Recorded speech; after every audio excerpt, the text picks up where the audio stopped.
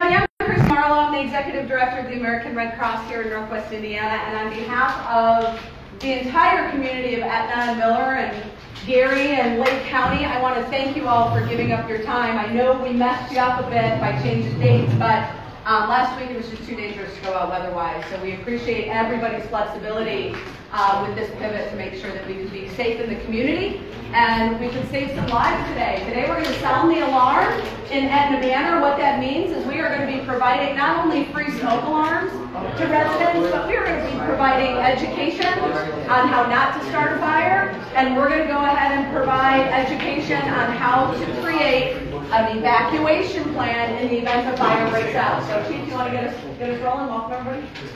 Yeah, well, thank you. Chief O'Donnell with Gary Fire. So we're glad you guys are out here. I'm glad to see my new fire department come out, our companies out here in the street, and all the volunteers that came out today. We have the Chief of our Fire Prevention Bureau, Chief Jamrock. So, of course, we know we've done this in Etna a couple of years ago. About 2 years ago, before the pandemic, between the Red Cross and Kristen and Penelope, we've got the Etna Manor Revitalization Program. So this is a great another opportunity where we get to serve the citizens in our community. Glad to be out here. As we know, I did some of my own stats. So between 2014 and 18, smoke alarms were sounded in 54% of home fires reported to fire departments. Without having smoke detectors, 3 of every fire deaths resulted in homes with no smoke alarms, which is 41%, or no working alarms, for 16%.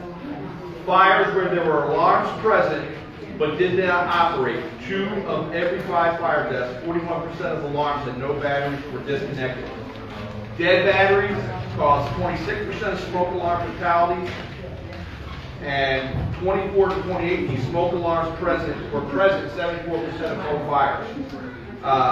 Having a detector, which is the most important thing, reduces fire deaths by 55% in homes. So that's real important. So we do this on a normal basis every week.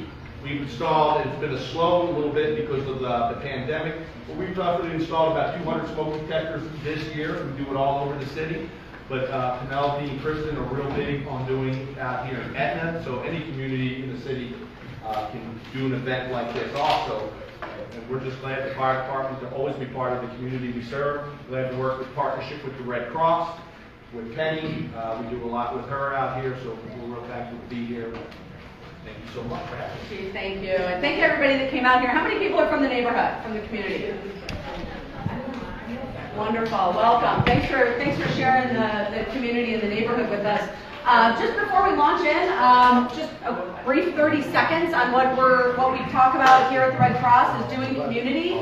That's why we partner with Penny and the Etna Manor Revitalization Program and the MCC group and all of the folks that live, work, and are from this community. We have an opportunity to work with them and through them and in partnership with them to make a more resilient neighborhood, to make a more resilient community, to bring tools and resources here so that neighbors can help neighbors. And we don't have to have a situation like Chief said, where we don't have working smoke alarms and we have a neighbor that we are super fond of that has a fire and they're not here anymore.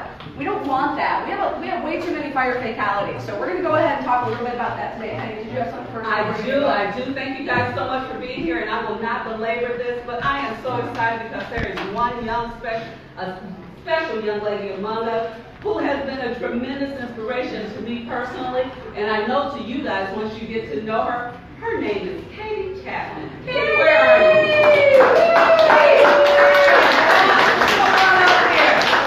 Katie has actually persevered coming up with her mom, and we just want to say thank you from our community group that says, Catherine Chapman, a second-generation Red Crosser, community service.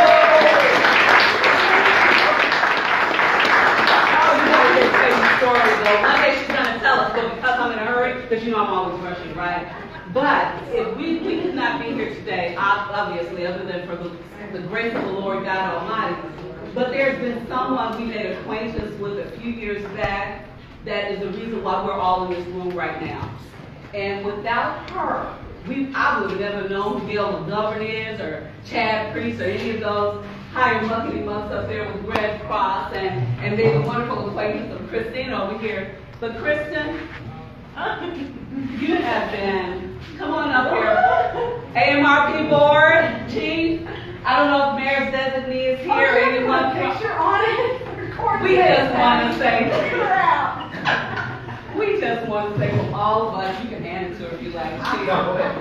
We just want to say thank you so much. This is our You Done Good Award, girl.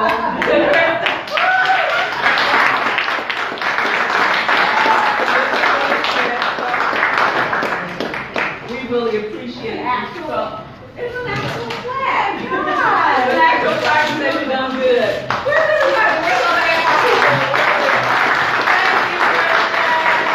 All right, now get to work. We're back in the Well, thank you. So yeah, Penny called a few years ago, and I don't know why I answered the phone, but I did. And here we are. So the one thing that happened, for the folks that remember all of these red vests and these wonderful firefighters and their engines and the vehicles running around the streets, November 9th of 2019, we were in this exact neighborhood. We launched from this exact room, and we installed over 151 alarms that day. We installed over 200 as a total event, right? This is not going to be about the numbers, although it would be a shame if we didn't beat that this year. We'll see what we can do. The goal here is to make households safer. And why is that such a big deal? 1,243 lives saved nationwide based on the Sound the Alarm campaign. The way we know that is we track each and every address. You're going to see how we do that quickly. But 34 here in Indiana. I had the privilege of being part of one in South Bend, Indiana, at a Sound the Alarm event 3 years ago. We installed smoke alarms in a home of grandparents who were raising their grandchildren. A couple months later, they had a fire. They got out because they knew what to do. They had a fire evacuation plan, and they had working smoke alarms. The forms you guys are going to fill out today, we took a look at. They had no working smoke alarms when a Red Crosser just like you and a community member just like you knocked on their door and asked to be let in. They had no working smoke alarms. Because they had working smoke alarms, those grandparents and those grandkids are here today, right? That's what we mean by lives saved. Home fires are the biggest disaster that the Red Cross faces. Home fires kill an average of 2,500 people per year. The individuals most at risk are the folks that are older, younger, have functional needs, but guess who else is most at risk? I am if I don't know that I need to have a working smoke alarm. So you're going to be in a position today to make an impact on the livelihood and the resilience of each and every person you talk to and each and every doorbell you ring or door you knock on. So we're going to do our best to save lives by installing working smoke alarms and making sure that we're going to educate, we're going to make sure what they have works, and then we're going to talk to them and connect them with neighborhood resources, which is us saying, we're here should you need anything. Most households are not prepared for a fire. They don't know what to do. They think, how many people have been in their house more than 10 years? How many people have changed your smoke alarms in those 10 years you've been there? Oh, good. Great. I did not. I was one of those folks that was ignorant to the fact that the sensors go bad and they're only good for 10 years. I assumed that if I did what I was supposed to and changed the battery and hit the button and it beeped at me that I was all good, and that's not the case. The other thing that folks don't know is when that smoke alarm goes off, you have less than 2 minutes to get out. The newer the house, the quicker you have to get out. New materials burn hotter, faster, right? So we've got to make sure, open concept, right? I mean, you guys know, it's a thing. So make sure we're talking 2 minutes or less. So what we're going to do is we're going to educate the families, we're going to install smoke alarms, and we're going to go over a 2-minute and under fire evacuation plan. Here's just a story of some folks real quick. Let me know if you can hear this. As I was pulling in 6th Street, off 6th Street, and up in this area, I seen Riverside Street, and I realized this was the area that we walked. As I pulled up, I remembered the flag in the yard. I heard a popping sound in the front room. The fire alarms on the ceiling went off. I looked into the room. The whole wall was in flames. So those fire Charlies get out. We all ran, didn't have hardly nothing on. We went across the street, and I was on 911. I opened the door, she was standing right there, and she just grabbed me. She said, because of you, we're alive. She said that their daughters had worked on an escape route, and they followed it to a T. As I was sitting there talking with them, my heart was just filling up with joy. Red Cross coming in, and after the meal came, I put in 2 smoke detectors, and I put one in the front room and one in the hallway for us. We had about 2 new smoke detectors with a blue light bulb. The smoke detectors saved our lives. I really appreciate what the firemen and Red Cross did for us. The Red Cross is still working with us, trying to keep it going and helping us what we need. Thank you for everything that the fire station did and the Red Cross. I just thank God every day for the Red Cross and for them allowing me to do what I do. All right, so what we're going to do, basically she was just saying, I apologize, our speakers aren't the best. We are a nonprofit organization, so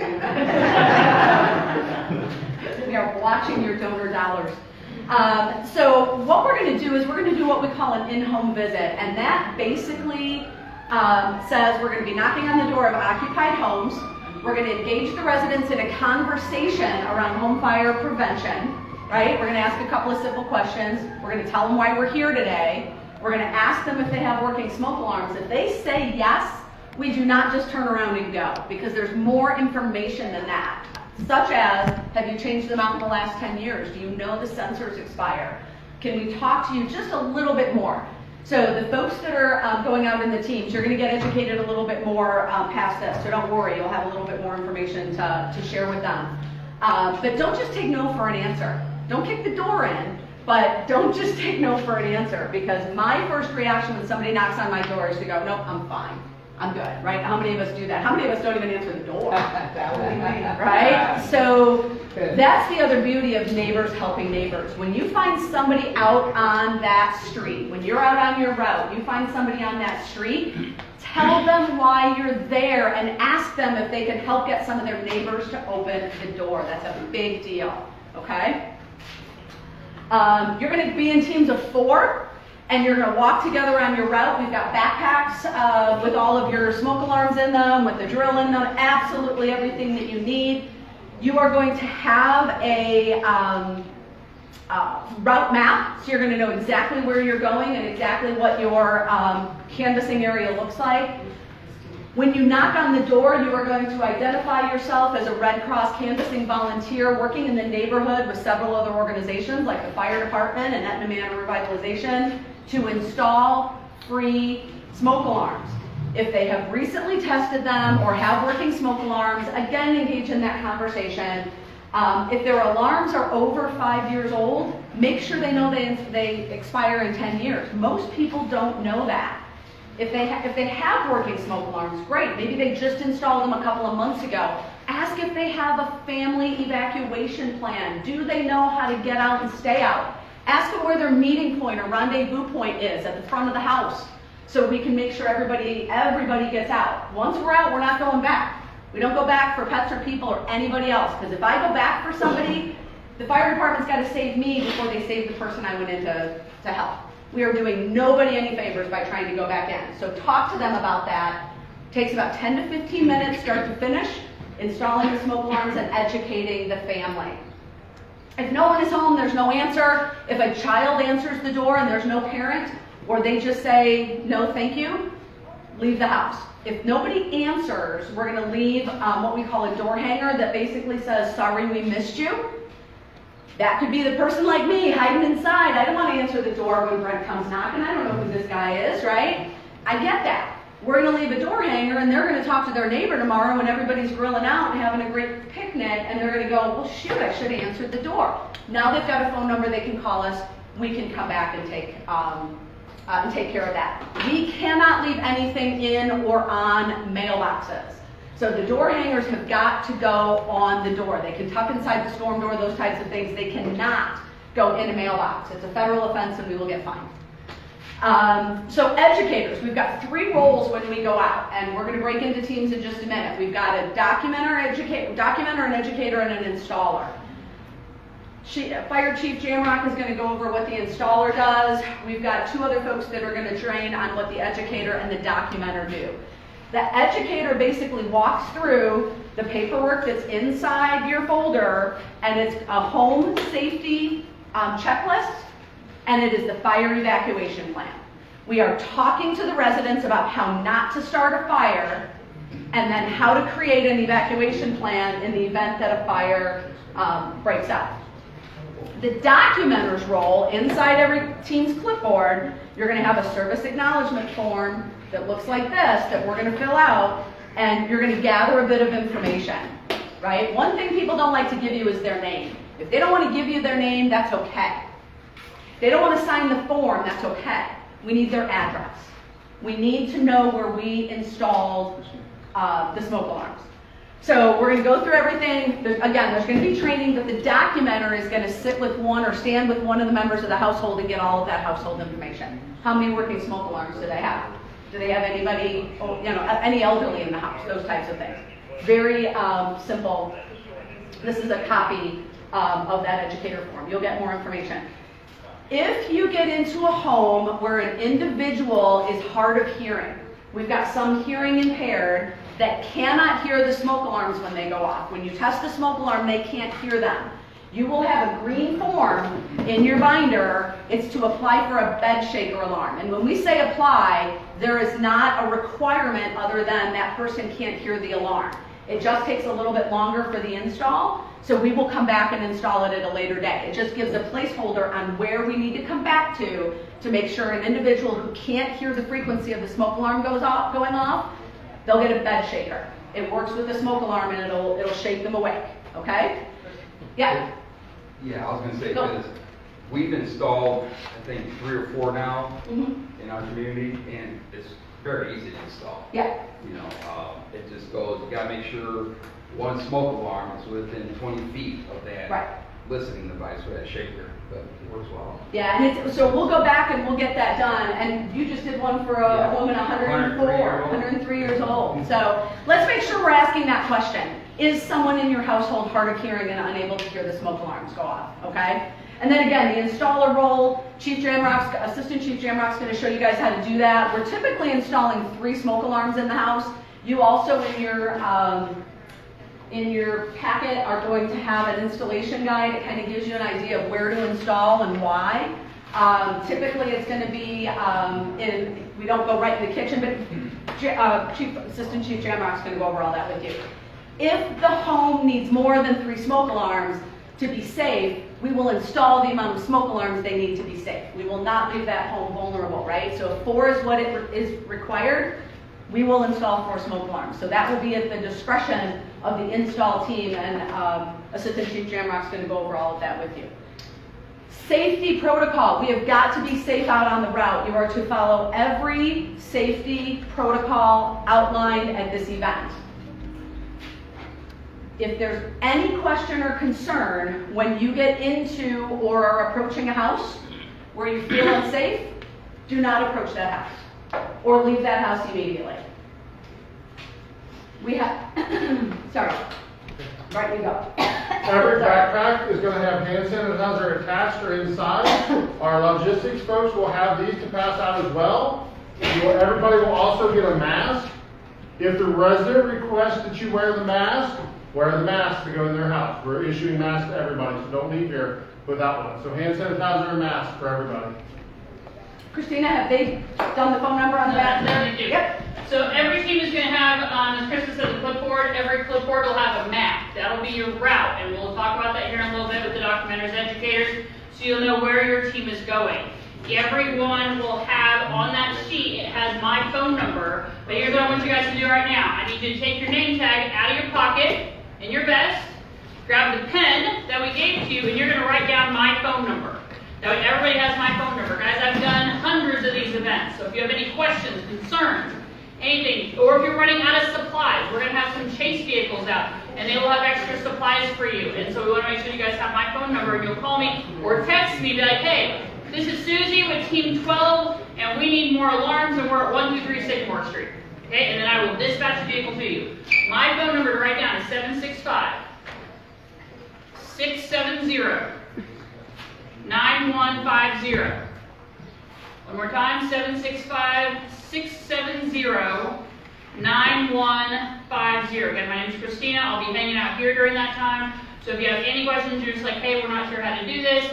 Hey, you know that we're at this house and we think we should actually, as we've looked at it, we should put up 5 alarms. I'm going to say go for it. Right? If you say 12, we're going to have a conversation. But otherwise, you know, here's the other thing, guys, I'm going to tell you.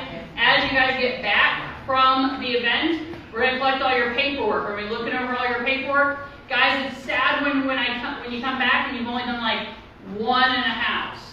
Most houses need more than 1.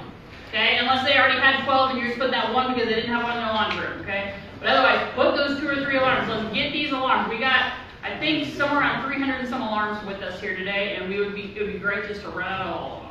If we run out, I can go get 200 more. Yes. Just saying, I got 200 more in the office. I can get them. Challenge me. It's okay. Go ahead, Chris. So, Does anybody not have her number? Because that is your connection. Anybody not have that number written down?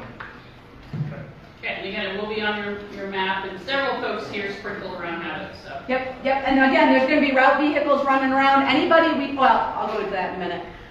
Make sure a member of your team has a fully charged cell phone and communicate back again with any questions. Safety protocol, always stay with your team in an in-home visit. Do not peel off and go to a part of the house by yourself. Stay with your team on the in-home visit, be alert, be observant, always pay attention to your surroundings. Again, if you feel uncomfortable, do not proceed. Use common sense and good judgment. Looking around this room, we all brought that with us today. Do not approach a home that has a sign out front that says no solicitation, no trespassing. Do not enter that home. Even if it's on the gate, if it's marked on the gate, we're not opening that gate to go put that door hanger on the door. You go to the next house.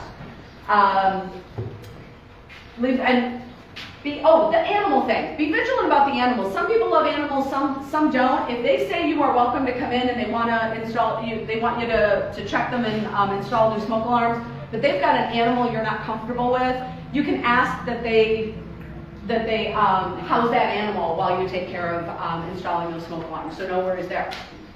If you feel unsafe when you're in a home for any reason, communicate this to your in-home team and make sure that the entire in-home team exits together right away. If you feel you're in danger, don't bother calling Christina back here, you call 911.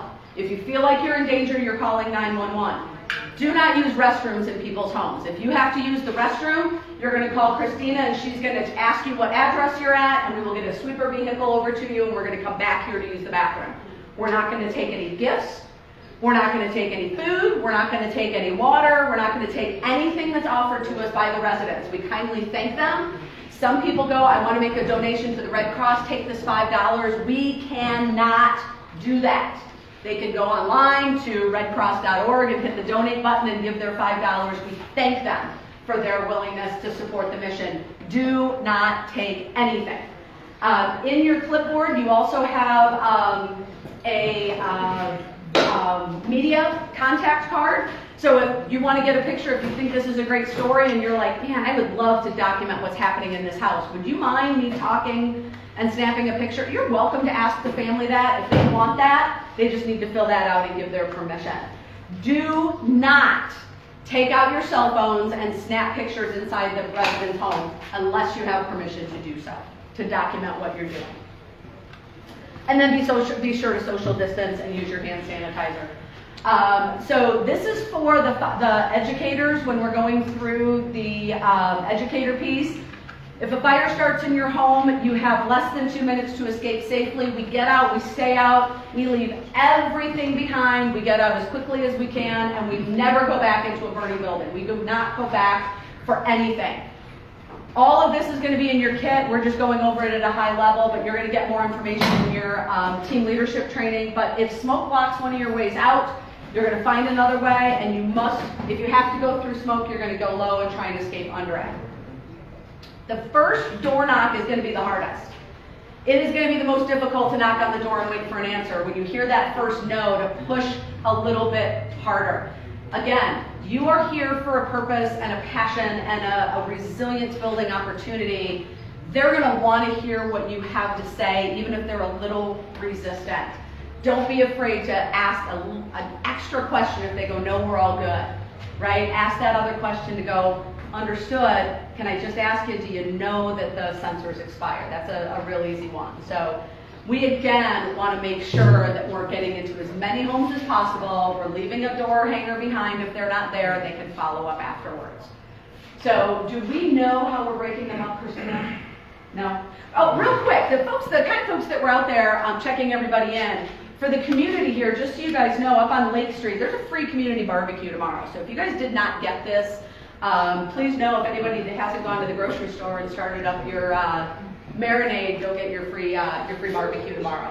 The things are out front. So we're going to break into teams now. We need 4 people per team. We're going to have a documenter, an educator, and an installer. And then that 4th person is just going to kind of round out the group, help hold the ladder and hand things. So if we can start breaking into some groups based on who wants to, or do we want to go who wants to install? Yeah. So basically, guys, so here's what we're going to do is we need about 10 people or so that are interested in learning how to install. Use the drill, and then basically we're going to go out there, go out by the earth here, and we're going to show you how to do the installer stuff. We're not sort of everyone else just hang where you are. We're going to do the documenter educator training, and Katie and Pam are going to Rachel are going to go through that.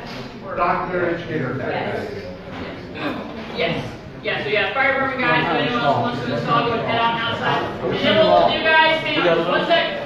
Once we get everyone through the training, we're going to then have everyone go outside. We're going to put you in your groups, and then we're going to take a quick picture, right? Is there a fire truck for a picture? Perfect, we're going to take Did they come back? Oh, let's go. Okay, no, we have a spare fire truck. Okay, so if you want to install, go outside. Go outside if you want to install. You guys might break something off.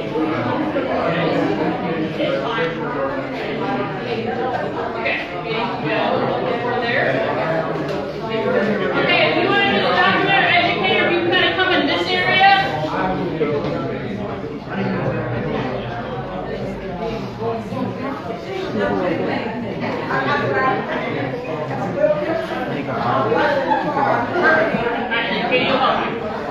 All right.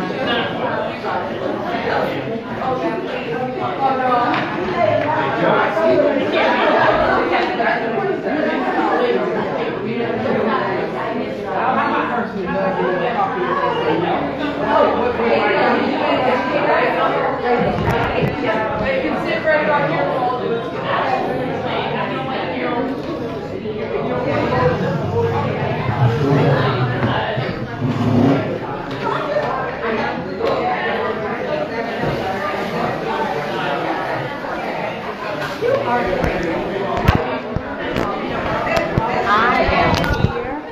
With the Woman of the Hour. You have just witnessed a thorough training for Save a Life. Sound the alarm, save a life. And here is my buddy who invited us, Penelope Love. Give me some love, Penelope. So I am so impressed with what I have seen. I had an opportunity to talk to the fire chief about what's happening today, your partnership with American Red Cross. But go into detail. What makes you do all these wonderful things for the Etna neighborhood? I tell you, really, you guys, and thanks so much, Chelsea, for being here. You always step up. I got you. This is our community. Don't we love Gary? We love Gary. We love Gary. We love Gary. And you love Edna. And you know, all things that's how my brain goes. But I tell you, one of the things that we had started years ago, it's going on, this is our 8th year as a community group, actually, a 501c3 organization. So any donations you give are actually tax deductible. So we appreciate that. And just come alongside. The Etna Manor Revitalization Program. That big old sign in the back. Yes. Look us up on Facebook, or you can email anyway. I've tagged you on this video. Oh, there you are. There we go. We are right there. Yeah. So here's what's really leading us and driving us, I believe, is partly because our mission is to improve the appearance and enhance the safety of our community. So that component with enhancing the safety comes right along with what we're doing with installing these smoke smoke alarms and educating our neighbors. So we want to make sure whatever we can possibly do to save a life. Yes. That's it. Sound the alarm, save a life. Save a life. That's it. Very simple. And we just love the idea that we can connect neighbors with neighbors. So that way we're actually doing this within our community ourselves. Red Cross has come alongside of us as with partners and just said, we just want to help you build that kind of resiliency in your community. What can we do? Yes. And so this is one of the things they're actually doing, along with so many other things that Red Cross actually offers. I mean, my head spins. From the CPR training, I mean, the blood drives. We have a blood drive coming up at my church real soon. And so I'm like, there's the American Red Cross once again. And then we can't forget disaster assistance. You know, we already know that when something goes down, whether it be a tornado, a flood, pandemic, the Red Cross is there. We are bringing help and hope. We do it like that. And we would like for anyone within the Gary area, anyone viewing actually, we have what's called, that is the part of the Red Cross is called the Disaster Action Team. And we just want to mobilize a team, a group here in our area. Because usually what happens when we have a disaster, Chelsea, I know this sounds really terrible, but we have to call on other Red Crosses outside of our area. Outside of our community. To come in here and help us. So we've got the first responders, which are wonderful, but I call us a Disaster Action Team the second responders. We come in, we bring those kind of components that say, we want to help you get back to your pre-fire, your pre-flood condition, whatever it is we can do, and it's gone by case by case. And so we just look it over and say, what can we do to help? Yes, and I will share with you, a very long time ago, I was a victim of a fire. I was living in an apartment building and left the candle burning and the fan blew it over. And it damaged my apartment. Fortunately enough, it was combined to more of the living room area. But I learned after that the importance of the smoke detector and just fire safety as a whole. And I'm just thinking, you're doing this in Etna. Imagine if we get ambassadors for every neighborhood in the city to get that done. That's what we're working on. Good. So our mayor has been wonderful about this, as well as our council. Thank you, Councilman Codwin and Councilor Linda Barnes-Caldwell. Hey, Mayor Prince. Absolutely. That are coming alongside and working with us so we can do just that. That's part of what we're building, that disaster action team. I'm looking for at least 12 teams, and we really want about 50 people. 50, you guys. We got to do some bell ringing for this one. So what do they need to do? They just, all you need to do, you could either call me at 219-999-2229, or you can go online to redcross.org and go under the tab for Disaster Action Team. You can do that either way and sign up. So we're going to have our first orientation training on Saturday, June 25th. That's going to be at our police department, our public safety facility. The Triple Nickel. 555 Polk Street. You didn't know I knew that. That's the Triple Nickel. That was only us inmates knowing it. Inmates, right? I was a sergeant. Okay, just so y'all remember that. I was on the other side of the bar. Okay. I was about to say, what inmate? Triple Nickel. So that's on Saturday, June 25th, from 10 a.m. to 4 p.m. Then we're going to come back a couple weeks later and do that follow-up training, or the rest of that training actually, which will be on Saturday, July 9th. 10 a.m. and from 10 a.m. to 4 p.m. But guess what? Guess where we're going? Where are we going? Railcat Stadium. Hey, Renee Connolly, I already know she's in the mix with that. We are actually having that. You know, we want to do it big. We want to show people, our residents, that we are really interested and very invested in them coming alongside to do this. So if you're interested in becoming a part of the Disaster Action Team, please don't forget, call 219-999-2229, or you can go online for redcross.org. Just hit that tab for the Disaster Action Team. Penelope, there's no wonder that your last name is Love, because everybody just loves you because you love our community. And I want to thank you again for our invitation. We're going to go follow some volunteers as they go to some homes to install. Get your smoke detectors. Oh my God, it can save a life. I'm a living witness. That number, you can call this number, 219-472-6866, and schedule an actual appointment. 219-472-6866. Schedule that appointment. We'll come out and install those alarms. All right. They are sounding the alarm outside, so we got to get outside and do the group photo. We'll be right back.